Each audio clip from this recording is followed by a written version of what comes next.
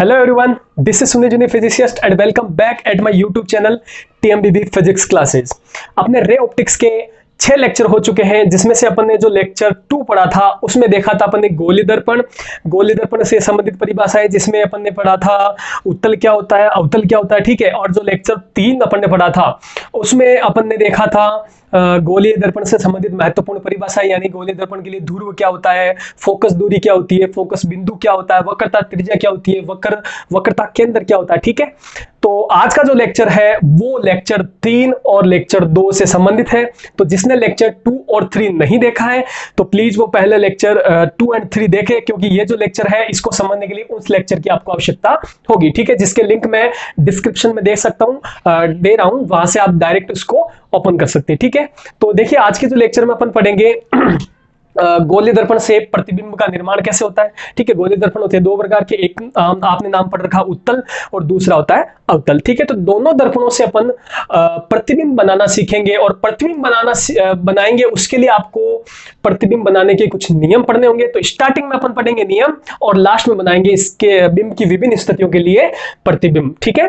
तो यहां पर सबसे पहले अपन पढ़ने जा रहे हैं गोलीय दर्पण से संबंधित महत्वपूर्ण नियम। ये नियम है प्रतिबिंब बनाने के लिए, ठीक है। हालांकि ये जो टॉपिक है, जो प्रतिबिंब बनाने के जो नियम है, वो नियम डायरेक्ट बोर्ड में आपके नहीं पूछे जाते, बट जब आप प्रतिबिंब बनाओगे तो भिन्न भिन्न स्थितियों के लिए ये नियम आपको आने आवश्यक है। अगर ये नियम नहीं आएंगे तो आप वो प्रतिबिंब नहीं बना पाओगे, ठीक है। तो चलिए मैं आपको बताता हूं, यहां पर प्रतिबिंब बनाने के नियम होते हैं 4, ठीक है। मैं यहां पर 4 नियम को यहां पर सेपरेटली आपको बता रहा हूं, अच्छी तरीके से समझना शॉर्ट के अंदर, ठीक है। और ये जो नियम बताऊंगा 4, वो सब आपको डायरेक्ट उत्तल और अवतल दोनों के लिए साथ साथ फॉलो करते जाएंगे अपन, ठीक है। तो पहला नियम क्या बोलता है, हालांकि इससे पहले देखो मैंने यहां अवतल दर्पण लिया है और इधर लिया उत्तल दर्पण। अवतल दर्पण को अपन अभिसारी भी दर्पण बोलते हैं, अभिसारी दर्पण, ठीक है। और ये जो उत्तल होता है उसको बोला जाता है अपसारी, ठीक बेटा। और अभिसारी का मतलब क्या होता है, अभिसारी का मतलब होता है ये दर्पण किरणों को इकट्ठा करता है, कब, परावर्तन के बाद। और ये जो दर्पण है वो क्या करता है, किरणों को फैलाता है, कब, परावर्तन के बाद, ठीक है। तो पहला नियम कुछ इस तरीके से बोलता है कि अगर कोई प्रकाश की किरण मुख्य अक्ष के समांतर आ रही हो, किसके समांतर आ रही हो, मुख्य अक्ष क्या है, देखो ये दोनों दर्पण है, ये जो लाइनें बना रखी है ये दोनों की दोनों क्या है भाई, आपके मुख्य अक्ष। तो यहां लिख देता हूं मुख्य अक्ष, आपको याद रखना है ये मुख्य अक्ष क्या होता है, इसकी अलग से परिभाषा अपन ने लेक्चर 3 में पढ़ रखी है, ठीक है। तो ये इसकी मुख्य अक्ष हो गई, ये इसकी मुख्य अक्ष हो गई, ठीक है। ये इसका ध्रुव हो गया, ये इसका ध्रुव हो गया। यहां पर सेंटर ऑफ कर्वेचर है, इसका सेंटर ऑफ कर्वेचर इस साइड में होता है, ठीक। और यहां सी और पी के बीच में कहीं ना कहीं इसका क्या होगा, फोकस पॉइंट होगा। तो यहां मैं बना देता हूं, सपोज कर लीजिए इसका फोकस पॉइंट इस जगह है और इसका फोकस पॉइंट होता है इस जगह, क्लियर। ये आप कैसे होता है, क्या होता है, अपन ने लेक्चर 3 में इसको डिटेल से पढ़ रखा ऑलरेडी, क्लियर। तो सबसे पहला नियम बनाने जा रहे हैं अपन। सबसे पहला नियम कहता है कि अगर कोई प्रकाश की किरण मुख्य अक्ष के समांतर आती है, किसके समांतर आती है, मुख्य अक्ष के, ठीक है। तो जब परावर्तन होगा दर्पण से तो वो किरण मुख्य फोकस से गुजरेगी या फिर गुजरती हुई प्रतीत होगी, ठीक है। गुजरेगी कहां, कौन से दर्पण में, अवतल में, और गुजरती हुई प्रतीत कौन से दर्पण में होगी, उत्तल में, ठीक है। तो मैं पहले नियम लिख देता हूं, फिर इसको यहां पर समझेंगे। तो या पहले इसको समझ लेते हैं फिर नियम लिख लेंगे। तो देखिए अपन ने क्या बोला, मुख्य अक्ष के समांतर आनी चाहिए। तो चलिए मैं एक मुख्य अक्ष के समांतर प्रकाश की किरण इस तरीके से ले आता हूं, एक इसमें आ गई, अब इस दर्पण में भी लेकर आता हूं। तो ये मान लीजिए मुख्य अक्ष के क्या आ रही है, समांतर किरण आई, ठीक है। तो मैंने क्या बोला नियम में कि जो मुख्य अक्ष के समांतर आती है वो कहां से गुजरेगी, फोकस से गुजरेगी। तो इसका फोकस ये रहा, तो ये इस प्रकार से गुजरेगी, ठीक है। ये रूल होता है, याद रखना आपको, कि समांतर आई कहां से गई, फोकस से। चलिए इसमें इसका काम क्या होता है, अभिसारी, देखो इसीलिए किरण इकट्ठी हुई है, और इसका काम होता है फैलाने का। तो इसमें किरण इधर नहीं जाएगी, इसमें किरण किस जाएगी, फैलेगी इसमें किरण, तो वो कुछ इस तरीके से जाएगी, इस तरीके से, ठीक है। तो अब इसको पीछे की तरफ बढ़ाओ, आप इसको पीछे की तरफ बढ़ाओगे तो ये किरण आपको यहां से आती हुई नजर आएगी, और ये है क्या, इसका फोकस, ये, ठीक है। तो अपन ने क्या पढ़ा, समांतर आई, फोकस से जाएगी या फोकस से जाती हुई नजर आएगी। तो यहां लिख देता हूं, शॉर्ट में लिख रहा हूं मैं, समांतर आपतित किरण, ठीक है। अब एरो लगा देता हूं, इसका मतलब है परावर्तन के बाद, ठीक है। समांतर आपतित किरण परावर्तन के बाद कहां से जाएगी, फोकस से गुजरेगी या गुजरती हुई प्रतीत होगी, ये याद रखना आप, ठीक है, कि समांतर आएगी वो फोकस से जाएगी या फिर फोकस से गुजरती हुई प्रतीत होगी। फोकस में जाएगी कहां से, अवतल दर्पण के लिए, और गुजरती हुई प्रतीत कहां से होगी, उत्तल दर्पण के लिए। ठीक है, तो ये पहला नियम आपके लिए याद करना, ये डायग्राम साथ में इसके उतार लेना। चलिए दूसरा नियम देखते हैं, इसका उल्टा करना नियम, यानी इसमें देखो समांतर आई, फोकस से गुजरी, ठीक है, उल्टा कर दीजिए। अगर फोकस से आती है तो कहां हो जाएगी वो, मुख्य अक्ष के समांतर हो जाएगी। तो मैं यहां लिख देता हूं फोकस से आती है, ठीक है, तो तीर का निशान लगा देता हूं। अच्छा, आती है या फिर आती हुई प्रतीत भी बोल सकते हैं अपन, तो बोल दूंगा फोकस से आती या आती हुई प्रतीत किरण, वो कहां से जाएगी भाई, वो जाएगी आपके पास मुख्य अक्ष के समांतर। तो कहां चली जाएगी, मुख्य अक्ष के समांतर। याद रखना, आपको उल्टा करना है, यानी पहला और जो दूसरा नियम है वो जस्ट एक दूसरे के उल्टे हैं। तो चलिए, यहां इसका फोकस होता है, हम जानते हैं इसका फोकस इस साइड में होता है, ठीक। तो देखिए, इसमें प्रकाश की किरण इधर से आई, तो कहां से आ रही है ये भाई, ये प्रकाश की किरण जो आपतित है वो कहां से आती हुई नजर आ रही है, या कहां से आ रही है, वो फोकस से आ रही है। तो कहां जाएगी वो, मुख्य अक्ष के समांतर हो जाएगी, ठीक है। अब इसमें देखते हैं, तो इधर से प्रकाश नहीं आ सकता क्योंकि वो दर्पण के पीछे का भाग है, तो इसमें प्रकाश इस तरीके से आएगा, इसमें प्रकाश यहां से आ रहा है, देखिए जरा, तो इसको पीछे की तरफ बढ़ाऊं तो देखो यहां से आता हुआ नजर आ रहा है, ऐसा लग रहा है जैसे मुख्य फोकस से प्रकाश आ रहा है, और कहां जाएगा ये, मुख्य अक्ष के समांतर, इस तरीके से हो जाएगा। क्लियर, तो ये दो रूल हो गए। तीसरा रूल है आपके पास, आपने वक्रता केंद्र पढ़ रखा है, तो अगर कोई प्रकाश की किरण वक्रता केंद्र से आ रही है, याद रखना कहां से आ रही है, सेंटर ऑफ कर्वेचर से, सी से आ रही है, तो परावर्तन के बाद वापस उसी दिशा में उसी पथ का अनुसरण करेगी, यानी जिस रेखा से आई थी उसी रेखा से वापस जाएगी। चलिए देखते हैं फटाफट से। तो बेटा यहां पर मैंने अवतल दर्पण बना रखा है, ठीक है, ये रहा सेंटर ऑफ कर्वेचर। तो अगर सपोज कर यहां से प्रकाश की किरण इस तरीके से आ रही है सेंटर ऑफ कर्वेचर से, ठीक है, तो क्या होगा, जैसे परिवर्तन होगा वापस इसी दिशा से चली जाएगी। तो देखो मैंने एक एरो जाने का बनाया और एक आने का बनाया, ठीक है, सेम टू सेम यहां इस तरीके से होगा कि ये प्रकाश की किरण आ रही है, तो देखो ऐसा लग रहा है जैसे सी पर आ रही है, तो वापस इधर चली जाएगी। तो यहां लिख देता हूं सी से आती हुई, ठीक है, या आती हुई प्रतीत किरण, ठीक है, या तो सी से आ रही है और या फिर सी से आती हुई प्रतीत किरण परावर्तन के बाद कहां जाएगी, पुनः उसी पथ का क्या करेगी, अनुसरण करेगी, यानी जिस रास्ते से आई थी या जिस दिशा से आई थी उसी दिशा में आएगी। अगर मान ली ये इस दिशा में आई तो इसी दिशा में वापस किरण चली जाती। फॉर एग्जांपल ये इस दिशा में आई तो ये भी इसी दिशा में, ये अवतल दर्पण है, ये उत्तल दर्पण है, इसका काम होता है फैलाने का, इसका काम होता है इकट्ठा करने का। चलिए नियम 4 देखते हैं। नियम 4 ये बोलता है, आपने ये देखो ये पॉइंट पढ़ रखा है, लेक्चर 3 में पढ़ा था, ये होता है ध्रुव। क्या होता है ये भाई, ध्रुव होता है, ठीक है। तो अगर कोई प्रकाश की किरण आपके डायरेक्ट ध्रुव पर आ रही है, कहां आ रही है, डायरेक्ट ध्रुव पर, तो ध्रुव पर आ रही है इस प्रकार से, मान लीजिए एक प्रकाश की किरण डायरेक्ट आई आपके ध्रुव पर, ठीक है, तो ध्रुव पर आती है तो यहां पर परावर्तन का सामान्य नियम काम में आता है कि जितना एंगल यहां बनेगा उतना एंगल नीचे बनते हुए किरण इस तरीके से चली जाएगी।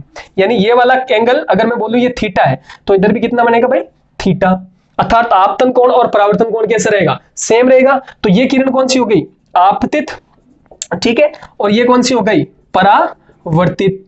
तो रूल क्या बोलता है कि अगर कोई प्रकाश की किरण ध्रुव पर आपतित हो रही है तो आपतित और परावर्तित किरण दोनों मुख्य अक्ष के प्रति, यानी इसके प्रति कैसी होती है, ऊपर नीचे सममित होती है, अर्थात ऊपर जितना एंगल बनाएगी ठीक उतना नीचे एंगल बनाएगी, ठीक है। तो मैं क्या लिख देता हूं, ध्रुव पर आपतित किरण तथा परावर्तित किरण मुख्य अक्ष के प्रति सममित होती है, ये याद रखना आप। सममित होने का मतलब हो गया एंगल आई बराबर एंगल आर बराबर, यहां पर मान लीजिए कितना माना अपन ने, थीटा। सपोज करें ये आई है और ये आर है, क्लियर, ये जो कि आपतन कोण है, ये परावर्तन कोण। तो सामान्य नियम भी यहां पर परावर्तन का लागू होता है। चलिए इसमें देखते हैं। तो यहां पर देखिए ये प्रकाश की किरण ध्रुव पर आई तो ये मान पी इधर लिख देता हूं तो वापस इधर चली जाएगी, ये एंगल और ये एंगल बराबर हो गया। चलिए तो ये नियम है, फटाफट से इनको ड्रा कर लीजिए, आप राइट डाउन कर लीजिए। तो चलिए अपन देखते हैं अवतल दर्पण से प्रतिबिंब का निर्माण। यानी कि अगर आपको एक अवतल दर्पण दे दूं और उसके सामने एक बिंब रख दूं तो बिंब भिन्न भिन्न तरीकों भिन्न भिन्न जगह पर रख सकता हूं। जैसे हो सकता है बिंब बहुत दूर हो दर्पण से, या हो सकता है बिंब उसकी वक्रता केंद्र पर हो, या फिर उसके फोकस पर हो, या फिर और कोई सी जगह पर हो। तो ऐसी कंडीशन में उस अवतल दर्पण से बिंब का प्रतिबिंब कहां बनेगा, कैसा बनेगा, और उसका आकार क्या होगा, इन सब बातों के बारे में अपन अब जिक्र करते हैं। ठीक है, तो चलिए यहां मैं अवतल दर्पण ले रहा हूं पहले, फिर लास्ट में लूंगा मैं उत्तल दर्पण। ठीक, तो उत्तल दर्पण, फिर यहां पर अवतल दर्पण के लिए 6 स्थितियां होती है। अवतल दर्पण के लिए कितनी स्थितियां होती है यहाँ पर? 6। ठीक है, तो 6 की 6 स्थितियों को अपन फटाफट से देख लेंगे। ठीक है, ये अपने 10th में भी पढ़ रखा है, तो आपको ज्यादा इसमें मुश्किल नहीं होगा। ठीक, तो सबसे पहली कंडीशन है कि जब बिंब कहां पर हो, अनंत पर हो। तो अनंत का तात्पर्य यहां पर यह नहीं कि दर्पण यहां पर है और बहुत ज्यादा दूर हो गया, ऐसा नहीं। कि मान ले कोई दर्पण है जिसकी फोकस दूरी आपके पास सेंटीमीटर में, ठीक है, और बिंब उससे जैसे 20 मीटर, 25 मीटर, 30 मीटर दूर है ऐसे, तो मीटर और सेंटीमीटर की तुलना करें तो बहुत ज्यादा दूरी हो गई मीटर में। तो ऐसी कंडीशन में उस दूरी को अपन ले लेंगे अनंत। ठीक है, तो पहली कंडीशन है कि बिंब कहां पर है आपके पास? अनंत पर है। ठीक है, तो यह मैंने एक अवतल दर्पण बना रखा है, ये इसका ध्रुव है, ये इसका फोकस पॉइंट है, और ये इसका सेंटर ऑफ कर्वेचर है। ठीक, तो मैं एक आपके पास बिंब रख देता हूं जो कि कहां पर रखा गया, इसके अनंत पर। तो अनंत पर जब होगा तो मुख्य अक्ष के आधा ऊपर होगा और आधा नीचे होगा। तो मैं इस तरीके से रख देता हूं, ये बिंब मान ले। ठीक है, बिंब का नाम दे दिया मैंने ए बी। क्लियर? कहां पर रखा हुआ है? ये पोजीशन बता मैंने अनंत पर। ठीक ठीक, तो ऐसी कंडीशन में इससे क्या बनाना है, इसका इमेज। तो मैंने अभी रूल बताए थे, 4 रूल। कौन कौन से? समांतर आएगी, फोकस से जाएगी, फोकस से आएगी समांतर हो जाएगी, सी से आपतित होगी, बिना विचलित हो गए वहीं से जाएगी, और अगर ध्रुव पर आएगा तो आपतित और परावर्तित किरण कैसी होगी? सममित होगी। ठीक है, तो वो नियम लगाना है और यहां पर बनाना। तो सबसे पहले जब कभी भी अनंत पर वस्तु होती है तो समांतर प्रकाश की किरण आएगी। ठीक है, तो यहां से दो, एक तो इसके नीचे वाले सिरे और एक ऊपर वाले सिरे से मैं 2 समांतर प्रकाश की किरणें ला रहा हूं। यहां पर कहां पर आपतित करा रहा हूं? अवतल दर्पण पर। तो देख लीजिए, ठीक है, ये इस प्रकार से 2 समांतर किरणें। तो रूल क्या बोलता है भाई? समांतर आई कहां से जाएगी? फोकस से।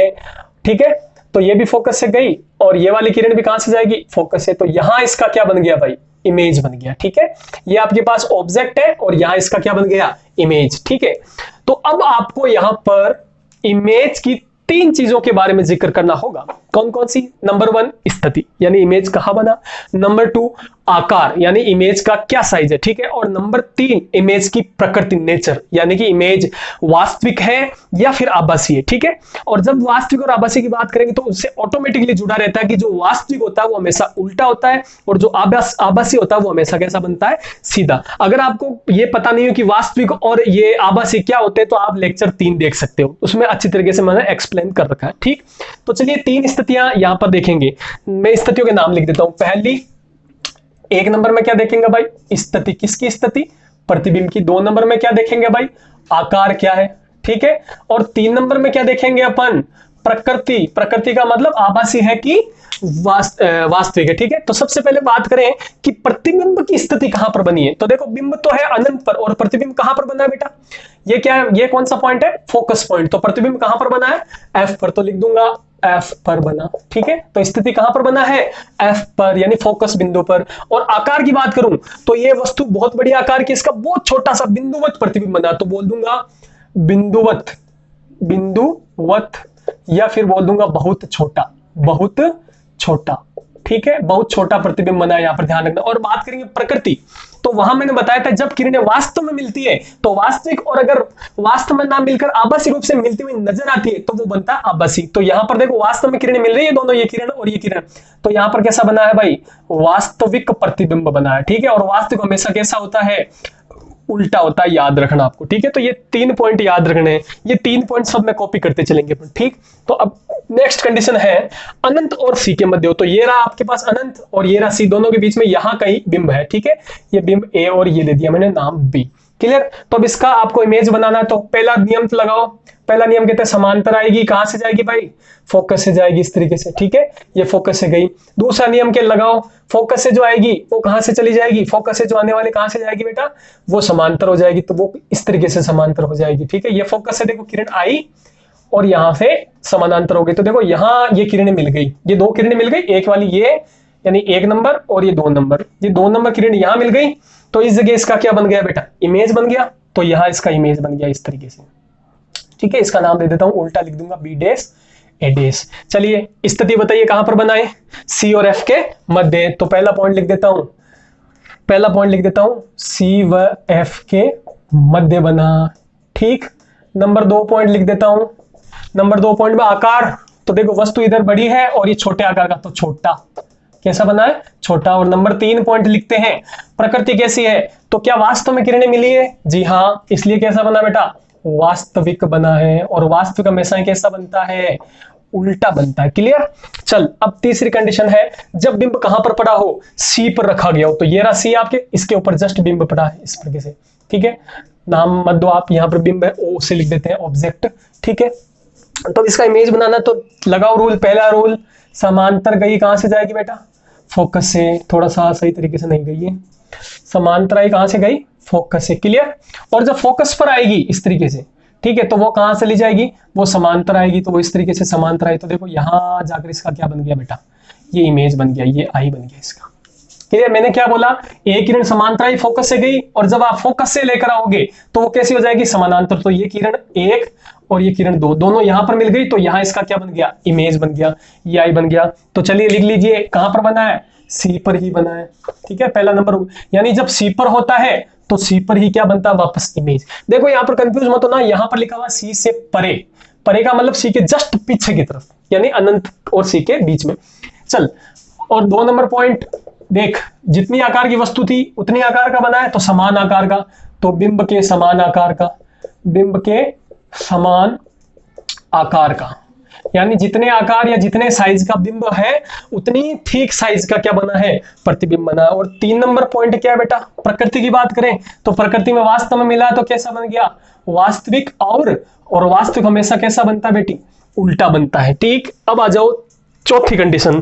चौथी कंडीशन क्या कहता है, कि अब की बार कहां पर पड़ा हुआ है, बिंब सी और एफ के मध्य। तो ये रहा सी और ये रहा एफ, यहां कहीं बिंब है। ठीक है, तो लगाओ भाई रूल। फर्स्ट रूल, समांतर आया कहां से जाएगा, फोकस से। वेरी गुड, बहुत अच्छी बात। ठीक है, और अब जब एफ से आएगा तो कैसी हो जाएगी, समानांतर हो जाएगी। तो ये आपके पास फोकस है, सॉरी सेंटर ऑफ कर्वेचर है, और ये देखो फोकस से आई तो कैसी हो गई, समानांतर हो गई। तो यहां जाकर इसका कहीं ना कहीं क्या बना है, प्रतिबिंब बना है। ठीक है, ये इमेज बन गया, ये ऑब्जेक्ट था। ठीक, तो देखो सी और एफ के मध्य होता है तो इमेज क्या बनती है, सी से परे। तो स्थिति में लिख देता हूँ सी से परे, ये सी से परे, या ऐसा बोल सकता हूं सी व अनंत के मध्य, सी व अनंत के मध्य, अनंत के मध्य। बहुत अच्छी बात। और 2 नंबर बात करें तो बेटा छोटा बना कि बड़ा, तो देखो ये रही वस्तु और इस वस्तु के इधर बना है तो बड़ा बना है। कैसा बना है, बड़ा।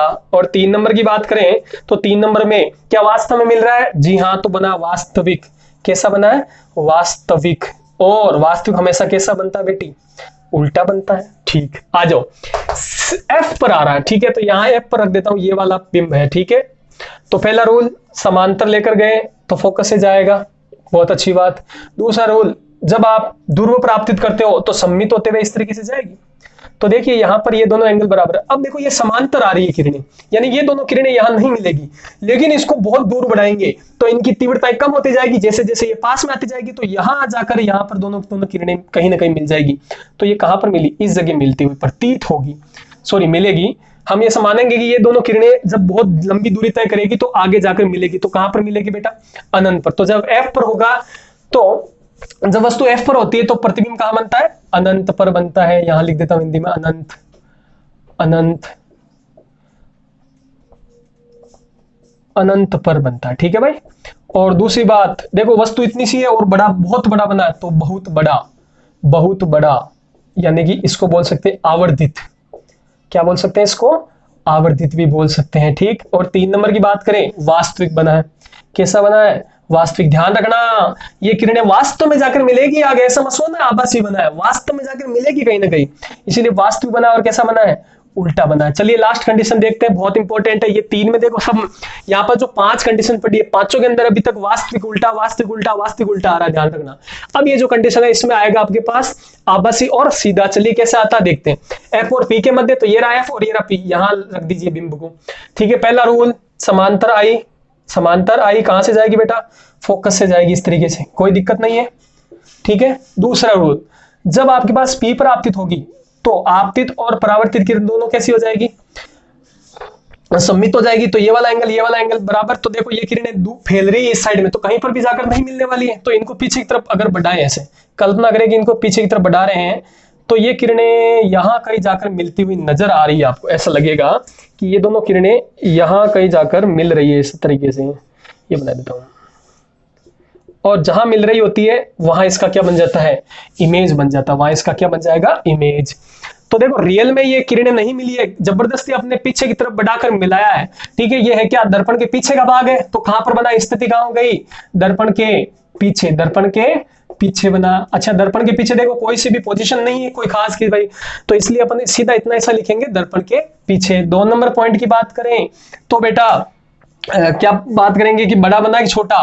तो देखो वस्तु यहां रखी गई है और बहुत बड़ा बना है, तो बोल दूंगा बड़ा यानी कि आवर्धित, बड़ा यानी कि आवर्धित। क्लियर, ठीक है। और 3 नंबर जो पॉइंट है इसका वो बहुत इंपॉर्टेंट है। बताइए क्या किरणें वास्तव में मिली है, क्या नहीं मिली है। इसका मतलब हम ये कह सकते हैं कि कैसा बना बेटा, आभासी बना है। बहुत इंपॉर्टेंट पॉइंट, आभासी हमेशा कैसा होता है, सीधा होता है। तो बेटा अवतल दर्पण की केवल एकमात्र ऐसी कंडीशन है जिसमें कैसा बनता है, आभासी और सीधा प्रतिबिंब बनता है। तो ये आपको कंपटीशन में पूछ सकते हैं कि क्या अवतल दर्पण से सीधा और आभासी प्रतिबिंब बन सकता है, और अगर हाँ तो कौन सी स्थिति में बनता है। ठीक है, तो आपको याद रखना, जब भी बिंब एफ और पी के मध्य होता है तब आपके पास आभासी और सीधा प्रतिबिंब बनता है। फटाफट से उतर लीजिए इसको। हाँ, तो नेक्स्ट है आपके पास उत्तल दर्पण से प्रतिबिंब का निर्माण। ठीक है, तो यहां पर अब की बार आपके पास उत्तल दर्पण दिया रहेगा। ठीक है, तो उत्तल दर्पण के लिए आपके पास केवल 2 स्थितियां रहेगी। इसका कारण है यह है कि आप स्थिति की बात करें तो उत्तल दर्पण के जो फोकस बिंदु होते हैं, जो सेंटर ऑफ कर्वेचर होते हैं, वो हमेशा दर्पण के पीछे होते हैं, अपन जानते हैं। तो ऐसी कंडीशन में जो वस्तु रखेंगे वो केवल यहाँ पर 2 कंडीशन में रख सकते हैं, या तो दर्पण से बहुत दूर जिसको बोल देंगे अनंत, और या फिर दर्पण के पास में जिसको बोल सकते हैं दर्पण के पास या नजदीक। ठीक है, तो 2 कंडीशन देखेंगे। तो पहली कंडीशन है कि जब बिंब अनंत पर स्थित हो, तो अनंत का मतलब हो गया मुख्य अक्ष के आधा नीचे होगा और आधा ऊपर होगा। तो यहां कहीं मैंने एक बिंब रख दिया आपके पास इस प्रकार से। ठीक है, जिसको मैंने ओ लिख दिया। ठीक, तो प्रतिबिंब बनाना है तो वही रूल पुराने वाले, पहला समांतर लाओगे। ठीक है, 2 किरणें समांतर लेकर आया हूं, किसके समानांतर है ये, मुख्य अक्ष के। तो कहां से जाती है भाई, इसका काम होता है फैलाने का, तो कहां से जाएगी, यहां पर जाएगी नहीं, जाती हुई प्रतीत होगी। तो कहां से प्रतीत होनी चाहिए, हमेशा फोकस पॉइंट से जाती हुई प्रतीत होनी चाहिए, ऐसे इस तरीके से। ठीक है, तो इनको पीछे की तरफ बढ़ाओगे, तो इन दोनों किरणों को पीछे की तरफ बढ़ाओगे, तो देखो ये किरण यहां से आती हुई नजर आएगी, ऐसा आपको लगेगा कि यहां से आ रही है, इस तरीके से, इस तरीके से। ठीक, तो यहां पर देखो ये मिलती हुई प्रतीत हो रही है। कहां पर मिलती हुई प्रतीत हो रही है, ये एफ पर मिलती हुई प्रतीत हो रही है। तो यहां पर क्या बन गया भाई, इसका इमेज बन गया। यहां पर क्या बन गया, इसका इमेज। तो देखो क्या वास्तव में किरणें मिलेगी, नहीं मिली। तो यहां पर जो इमेज बनेगा वो हमेशा बनेगा आभासी और सीधा, और बना कहां पर है, फोकस पर। वही कंडीशन की अनंत पर होता है तो कहां पर बनता है, हमेशा फोकस पर। तो पहला पॉइंट हो गया एफ पर, कहां पर बना है, एफ पर। ठीक है, और दूसरा पॉइंट कैसा बना है आपके पास, आकार की बात करें तो देखो वस्तु बड़ी है और ये बहुत छोटा, तो बहुत छोटा, बहुत छोटा, इसको बोल सकते हैं बिंदुवत, बिंदुवत। क्लियर। और नंबर 3 की बात करें तो होता है कि प्रकृति कैसी है, तो प्रकृति इसकी कैसी हो जाएगी, आभासी और सीधा, आभासी और बना है सीधा, याद रखना आपको। ठीक, चलिए अगली कंडीशन देखते हैं कि जब बिंब दर्पण के पास में हो, ये तो था अनंत पर, अब पास में दर्पण के यहां कहीं रखा गया बिंब, ये ऑब्जेक्ट आपके पास। क्लियर, तो वही रूल लगाने हैं। पहला रूल वही कॉमन है आपके पास, मुख्य अक्ष के समांतर लाओगे, कहां से जाती हुई प्रतीत होनी चाहिए, कहां से जाती हुई प्रतीत होनी चाहिए आपको, फोकस से जाती हुई प्रतीत, इस तरीके से हो जाएगी। क्लियर, ठीक है, थोड़ा सा मैं तरीके से बना देता हूं इसको। और दूसरा रूल लगाएंगे तो यहां पर अगर ध्रुव पर आपतित होगी तो वो मुख्य अक्ष के कैसी हो जाएगी, सममित, यानी जितना एंगल यहां बनेगा उतना एंगल यहां बना दिया। ठीक है, तो ये देखो ये वाली किरण और ये वाली किरण नहीं मिल रही है तो पीछे की तरफ बढ़ाओ, तो इसको पीछे की तरफ बढ़ाएंगे तो ये किरण यहां कहीं आपको मिलती हुई नजर आएगी, इस तरीके से। मैं थोड़ा सा क्लियर बना देता हूं इसको, ये किरण आपको यहां कहीं मिलती हुई नजर आएगी। ठीक है, तो यहां इसका क्या बन गया भाई, इमेज बन गया, यहां पर इस जगह इसका इमेज बन गया, तो इसको आई से डिनोट कर देता हूं। ठीक, तो वही पहला कंडीशन लिखो भाई, कहां पर बना, पी और एफ के मध्य, और बना किधर है, दर्पण के पीछे, तो यहां पर भी लिख देंगे दर्पण के पीछे। ठीक है, हालांकि देखो जो इसका फोकस पॉइंट है वो दर्पण के पीछे ही है, दर्पण के पीछे एफ पर। ठीक। और यहां की बात करेंगे तो दर्पण के पीछे कहां पर बना है, P और F के मध्य। तो दर्पण के पीछे P तथा F के मध्य, P तथा F के मध्य, ठीक। और दूसरी कंडीशन है आकार, साइज। तो ये देखो बड़ा है इसका छोटा, तो इसका बोल देंगे यहां पर छोटा प्रतिबिंब बना है, बहुत छोटा नहीं बोलेंगे, छोटा, ठीक है। और इसकी बात करेंगे तो प्रकृति कैसी हो गई भाई, वास्तव में किरणें नहीं मिली है तो आभासी बनेगा और सीधा बनेगा। तो आभासी और सीधा, आभासी और कैसा बना है, सीधा बना है, आभासी और बना है सीधा, ठीक। तो यहां पर ध्यान रखना उत्तल दर्पण से कितनी स्थितियां संभव है, दो, और दोनों की दोनों कंडीशन में कैसा बना है, आभासी सीधा, आभासी सीधा, याद रखना आपके पास, ठीक है। इस दोनों कंडीशन में आभासी सीधा प्रतिबिंब बनेगा। क्लियर। तो आज का लेक्चर यहां तक ही, और अगले लेक्चर में अपन बात करेंगे दर्पण के लिए फोकस दूरी और वक्रता त्रिज्या में संबंध, ठीक। तो इसको राइट डाउन कर लीजिए।